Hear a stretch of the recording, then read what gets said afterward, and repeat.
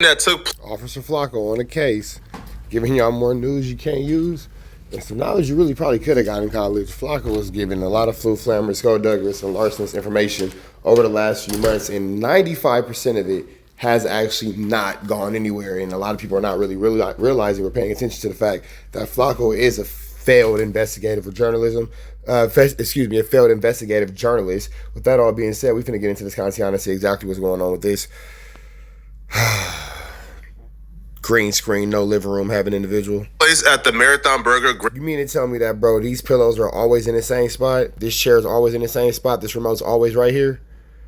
This nigga's in the green screen, bro. Flakko don't got no living room, bro. Flakko, we can't trust somebody's opinion, and somebody's advice, and somebody's news who doesn't have a living room, bro. An opening in Long Beach that left one person dead. Now, that murder has been unsolved until now. The developing news in Long Beach, where one person is dead and 2 others are injured after gunfire disrupts the grand opening of a restaurant founded by the family of late rapper Nipsey Hussle. The shooting at the grand opening took place about 5 months ago, March 1st, 2026 to be exact. Now, the cause of the shooting was gang violence, multiple gangs who don't get along being at the same location at the same time. Now at 11, breaking news. Gunfire breaks out near the grand opening of a new burger joint in the heart of downtown Long Beach. I'm Jory Rand. I'm Liz Nagy. The deadly shooting just steps away from the newest Marathon Burger location, the chain founded by Nipsey Hussle. The family of the late rapper is speaking out tonight. One person was killed with no word of any arrests right now. A PR person for Marathon tells... Now, what Flakko's not going to tell you is this has absolutely nothing to do with what's going on at Marathon Burger. These are Long Beach niggas getting into it with whatever they got going on outside of what anything LA niggas have going on. So that's what Flakko's not mentioning. Thus, the incident was not related to today's grand opening. They called the opening a huge success, saying the restaurant continued to take orders as investigators worked behind crime scene tape just outside the front door. Eyewitness News reporter Abigail Velez has more from Long Beach. Liz, Jory, this street has been blocked off for a huge portion of the day after a deadly shooting here in the heart of downtown Long Beach. And on a Sunday night, on what was supposed to be a joyous occasion, this was the last thing anyone here wanted to see. Somebody said, well, they're fighting outside, but it looked like it was, a real, whatever was going on, it was really serious. When it initially happened, I came out with my report documenting what took place at Marathon Burger. Others came out with what they believe took place at Marathon Burger. But for the most part, there's been very little activity on this situation and on this case for 5 months. It's been pretty hush and hush, right? But that ends now, all right? There are murder indictments coming down on 3 different gangs. So you mean to tell me somebody who's up $1 million? I'm sorry, we're hearing everything, but this doesn't make sense. Like this right here, that doesn't make sense. And the pillows that never move, the remote that never moves, the chair that never moves. This is incredible. This is incredible. We just can't trust the word of somebody who just has such an atrocious haircut, and it looks like right here. Like Michael Jackson was moonwalking and your thing and golf cleats big dog. I'm not sure what's going on, but we're gonna see. Let's see. Let's just the Insane Crips, the Rolling 80s, and the Hoovers, and more specifically the A-Tray Hoovers. Currently, none of these people are currently in custody, so this will probably be breaking news for a lot of people. This will probably be the first time they find out they're going to be arrested soon on murder charges, and I mean, good luck. All right. I'm not arresting you guys, right? I ain't the police. I'm just a journalist, right? And I'm doing my job as a journalist, right? So, for whoever is named in this video, right? I hope you get some good lawyers and good luck fighting this case, my brother, because you going to jail, and you going to jail very soon. Here's the full story of what took place at the Marathon Burger that day. 3 members of the Rolling 80 Crips, Malik Pryor, his twin brother Tariq Pryor, and their associate Brian Lofton went to the grand opening of the Marathon Burger. When they got there, they quickly realized they had some enemies in the building, right? They were feuding with another notorious gang out of Long Beach called the Insane Crips. Now, there were tension almost from the very beginning, right? It was hostile. So they up and left the Marathon Burger briefly. When they left the Marathon Burger, they walked back to Malik's car. His car was parked on the street, like to the side. So it's not even him going to his car. You just found some stock footage. That's not even him going to his car, bro. Malik got to his car first. As you see Malik right here, he goes around the vehicle, opens up the car, goes in the car, and grabs a hoodie. Now, Just like when Young and Hefe went to the taco stand. he grabs the hoodie and begins to change his clothes up. Now, Malik will ultimately change into a hoodie and some sunglasses. Now, it was about 82 degrees in Long Beach at this particular time, so he didn't take off his clothes to put on a hoodie to be more comfortable. Him changing into the sunglasses and the hoodie was very intentional, but they all three went back to Marathon Burger after Malik grabbed what he wanted to grab from out of the car.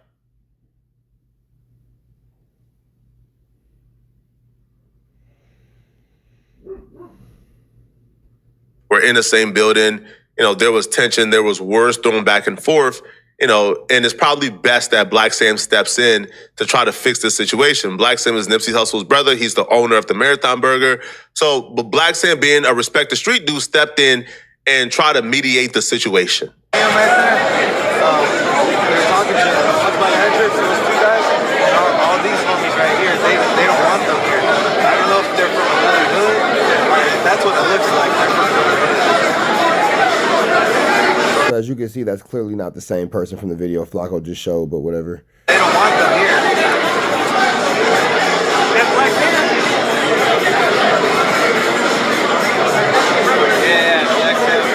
Yeah, he's talking to them. Yeah, he's talking to them. Getting it? In the video, you can see Black Sam literally pleading with them to just leave because they were surrounded by the Insane Crips. They were drastically outnumbered. Like, it was like 10-1. It was. So now Flakko is pointing out all the members of the Insane Crips. Let me see something. Wow. Flakko, you sick. I ain't gonna say whose name you blocked out, but Flakko, you sick, boy. It's like 3 of them and like 30 to 40 Insane Crips just in the building. So Black Sam understood the dynamics and understood how much danger they were in. Out of the 30 or 40 Insane Crips that were present at the Marathon Burger grand opening, the ones that have been identified on camera is Donovan Holcomb, Royal Hugan. So now Flakko is telling all P Nice's homies. Got it. Kevin Moore, Jordan Bumphis. Now, Jordan Bumphis, his picture is circled because he's very important and very crucial in this murder-homicide investigation. Tajon Hill, Tyjair Hill, Ryder Huglin, Kamari Jones, and Christopher Thorne. Now, Tyjair Hill and Kamari Jones, they've been circled because they're also very crucial in this murder investigation as well. The Insane Crips already outnumbered. Keep in mind that, you know, everything that he said about the Draco the Ruler case, none of these people have been picked up, and none of these situations have come to fruition. So, like, I just think Flakko enjoys playing murder mystery. The rolling 80s by like 10-1, maybe 15-1. But it got even worse for the rolling 80s because the Insane Crips had their allies at the Marathon Burger as well. Kamari Jones got a relationship with Kareem Jones, who's from A-Trey Hoover's. So the A-Trey Hoover's was riding with the Insane Crips as well. So now the rolling 80s, like 3 or 4 deep, is looking at, you know, in opposition, right, in a man force of 40 to 50 that they might have to go up against if they stay at the Marathon Burger. If you look at the video more closely of Black Sam talking to Tariq Pryor and Brian Lofton, you see Kevin Moore, the Insane Crip, right here. Now, he's giving directions to somebody off camera, but they're literally surrounded right now by Insane Crips. Like they're it's Brian is Tariq, the rolling 80s, literally surrounded by a gang of Insane Crips. Now, if you move over right here, what you see is this nigga Flakko, boy. Sick individual. Sick individual. Malik. So Malik is right here as his brother is talking to Black Sam. Malik got his eyes on Kevin Moore, the Insane Crip. Now, Malik got his hands in his pocket, which would indicate that Malik got a gun, right? It doesn't. It indicates that Malik's hands are cold, bro. That's all it indicates, that man's hands are cold. Got a gun on him. So he's watching right now, trying to figure out what's going on, okay? So once Black Sam convinced them, okay, listen, man, y'all surrounded, y'all got to go, they agreed. Once they agreed to leave, Black Sam gathered up a bunch of dudes and they began to escort the rolling 80s from off the Marathon Burger premises. So as they're walking away, I began to realize something when I'm looking at the footage. Their car was parked on the street in the other direction. Black Sam was supposed to be escorting them to their vehicle. Flakko doesn't know what Black Sam was supposed to do because, as you guys can clearly see in the video, there's no proof, there's no indication of what their conversation was about. There was no clear line understanding of what their conversation wasn't about. So Flakko saying what's supposed to be happening, what's not supposed to be happening, is just 100% his own thesis and his own thoughts of his own hypothesis of what's supposed to be going on. You can't sit here and dictate what was supposed to be going on, what's supposed to be had. First of all, look at this guy. Does this look like somebody who's telling the truth? Does this even look like somebody who's telling the truth? Come on now. Let's be real about this. So when the situation comes into fruition, you can't say what Black Sam was or wasn't supposed to be doing. You don't know what the conversation was. Flakko's just telling what he hopes the situation to be because he's trying to make an interesting video at the detriment, essentially, I'm not sure why he's doing it. P. Nice is homies. I thought that they were cool. So I never thought that I'd see the day where Flakko will be talking about these dudes, but regardless of the facts.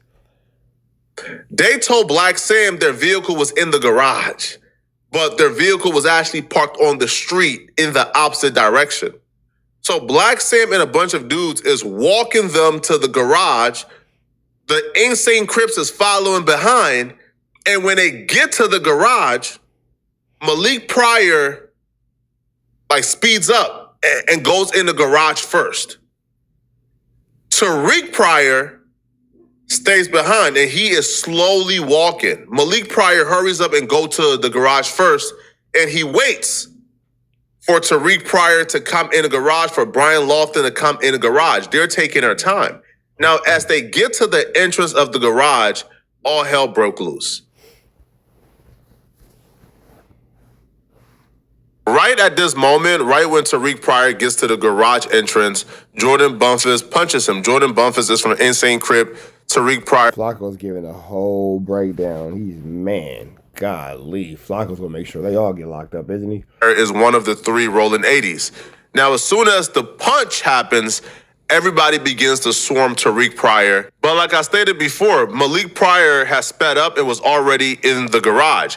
So as everybody is pushing forward, gunshot starts to go off and everybody begins to run out. The person you see running out the garage is Kareem Jones. That's the A-Tray Hoover. And he was actually grazed by gunshots, if not hit directly. But Kareem, a.k.a. Treyway 7, a.k.a. Chucky Finster, was not the only one shot that day. An Insane Crip member called Kamari Jones was also shot. Now, he was put in critical condition, but he ultimately survived. The only gunshot victim who died from his injuries was... This nigga is gonna make sure they understand the situation. Brian Lofton. Brian Lofton was shot in the head and died at the scene. Brian Lofton was one of 3 rolling 80 Crips. And the shooter was the other rolling 80 Crip, Malik Pryor. Now, Malik Pryor accidentally shot his own friend, his own padre, in the head, Brian Lofton. Now, I don't think this was intentional. I think it was accidental, all right? I think Malik Pryor was very reckless with how he was shooting and just began to shoot at who he thought was advancing on him. And Brian Lofton just happened to be nearby and he got shot in the head. Unfortunately for Malik, he don't get to scream self-defense because of his actions that day. He went to the vehicle to grab... Flakko is going to make sure that this individual catches this case, man. He's giving the premeditative motive. He is giving out, the unalivers. This is a lot going on. A gun and grab a hoodie and grab sunglasses to conceal his identity. When they were supposed to be walking them to their car, they intentionally led them to a garage where they weren't parked. They had no cars in that garage. They weren't parked in that garage, but they led them to the garage. Malik sped up and waited in the garage with his pistol. And as people advanced in the garage, he began to shoot. Now, that was clearly intentional. That was clearly premeditated. That was not accidental because... Didn't I just tell y'all he was trying to find a premeditation? Didn't I just tell y'all Flakko was trying to set up a premeditation? If they were supposed to walk into your car, then you would just walk them to your car. You wouldn't walk them to a garage where you feel like there's no cameras and you could do this. Now, when shots rang off, police were about a couple feet away. So police got to the scene almost immediately.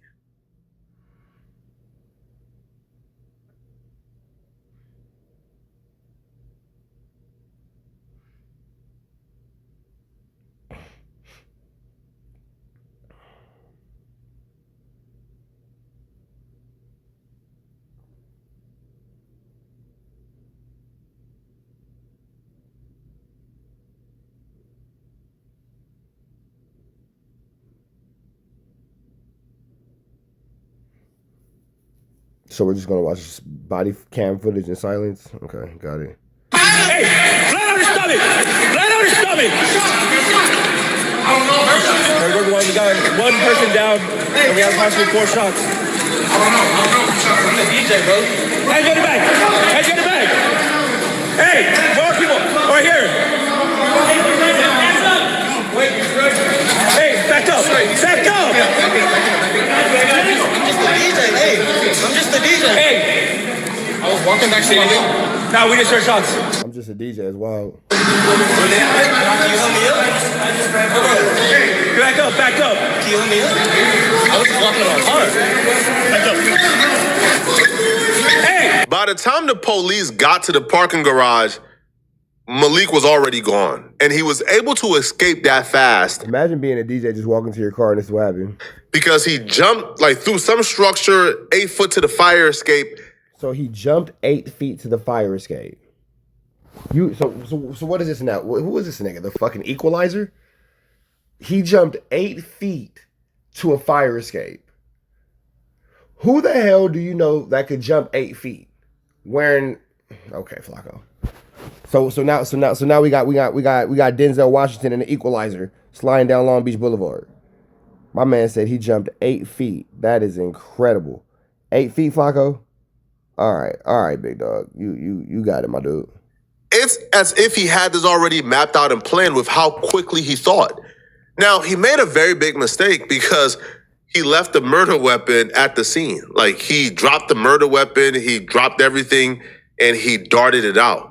It's as if he already had an escape plan because he was able to get away fast as heck. The police was at the scene within like 10 seconds and he was already gone. This is the 8 foot jump to get to the fire escape, that Malik took to get away from the police. And this is the murder weapon that was left behind at the scene, right? So this was recovered at the scene. So it looked... Flakko, what are you talking about, bro? You just talking, fool. Like, oh my God.